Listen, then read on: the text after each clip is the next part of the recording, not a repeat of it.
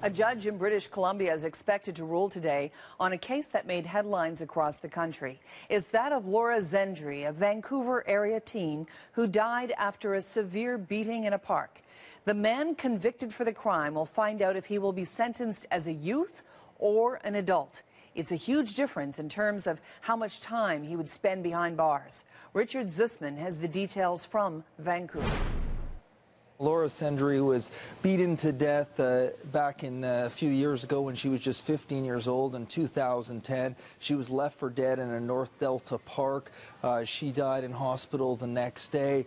During the trial, the person who killed her, who cannot be named because he was a few days before his 18th birthday when he committed this crime, he said he had visions of choking someone and leaving them to die and also raping them.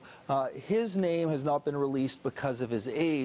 But today, the court will make a determination on whether he will be sentenced as an adult or as a minor. Because of that birthday so close to 18, at this point, it looks like it could go either way. Like you mentioned, it's much different in terms of sentences based on how he is sentenced. The option if he's sentenced under the age of 18 is he would be serving 4 years in custody plus 3 years in the community service, so it'd be a 7-year total sentence.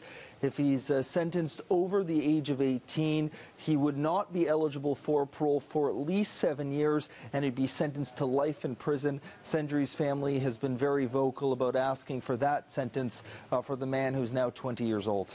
And there are a lot of people in the community who know who this individual is. They know his name, and that's part of the reason why his lawyer today will likely make the arguments that even if he is tried as an adult, his name does not be released to the public. In many cases, when you are tried as an adult, the publication ban is lifted on that name. Well, his lawyers will be arguing that that name stay protected because he won't be safe in custody if the community knows who he is.